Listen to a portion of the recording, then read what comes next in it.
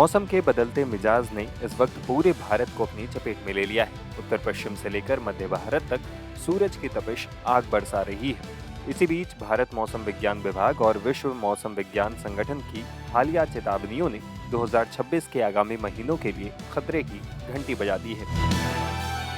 संयुक्त राष्ट्र की एजेंसी WMO ने एक गंभीर चेतावनी जारी की है कि एल नीनो की स्थिति मई से जुलाई 2026 के बीच फिर से लौट सकती है।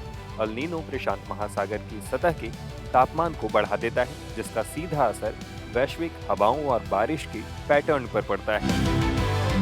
साल 2024 अब तक का सबसे गर्म साल रहा है और अगर 2026 के मध्य में एल नीनो फिर से सक्रिय होता है तो ये मॉनसून को कमजोर कर सकता है और गर्मी के रिकॉर्ड तोड़ सकता है। एक्सपर्ट्स का मानना है कि यह स्थिति कृषि, जल प्रबंधन और सार्वजनिक स्वास्थ्य के लिए एक बड़ी चुनौती साबित होगी। ये एल नीनो है क्या, अब इसे समझते हैं। आसान भाषा में कहें तो एल नीनो और ला नीना प्रशांत महासागर के तापमान में होने वाले बदलाव जो पूरी दुनिया के मौसम को प्रभावित करते हैं। एल नीनो तब होता है जब समुद्र का पानी सामान्य से अधिक गर्म हो जाता है, जिससे भारत जैसे देशों में मॉनसून कमजोर पड़ता है और भीषण गर्मी या सूखे की स्थिति पैदा होती है। इसके ठीक उलट ला नीना के दौरान समुद्र का पानी सामान्य से अधिक ठंडा हो जाता है, जिससे भारत में अच्छी बारिश और कड़ाके की ठंड पड़ती है। सीधे शब्दों में एल नीनो सूखे और गर्मी का संकेत है, जबकि ला नीना अच्छी बारिश और ठंड का संदेश लेकर आता है। फिलहाल उत्तर पश्चिम भारत के मैदानी भागों, विशेषकर दिल्ली, NCR, राजस्थान, हरियाणा और उत्तर प्रदेश में प्रचंड गर्मी ने कोहराम मचा दिया है। शनिवार को दिल्ली में तापमान 44 डिग्री सेल्सियस तक पहुंचने का अनुमान है, जबकि राजस्थान के जयपुर और उत्तर प्रदेश के वाराणसी में पारा 44 डिग्री को छू सकता है।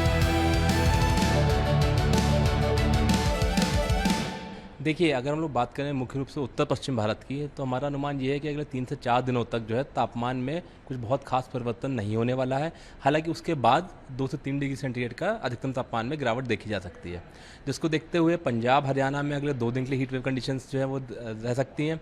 साथ साथ वार्म नाइट यानी गर्म रात्रि की चेतावनी भी इन 2 दिनों के लिए रह सकती है पंजाब, हरियाणा में। इसके साथ जो राजस्थान का उत्तरी भाग है, नॉर्थ राजस्थान का भाग है, वहाँ पर भी हीट वेव कंडीशंस रह सकती हैं। उत्तर प्रदेश में अगले 4 दिनों के दौरान हीट वेव कंडीशंस रह सकती हैं। तो कुल मिला के देखें तो जो उत्तर पश्चिम भारत और मध्य भारत का क्षेत्र है, जैसे मध्य प्रदेश, विदर्भा, इन सभी क्षेत्रों को मिलाकर के अगले 3 से 4 दिनों तक हीट वेव कंडीशंस कंटिन्यू रह सकती हैं। अगर बात करें पूर्वी भारत की, तो पूर्वी भारत में जो है hot and humid weather conditions जो है वो उड़ीसा में, गंगेटिक वेस्ट बंगाल, बिहार आदि में देखने को मिल सकती हैं।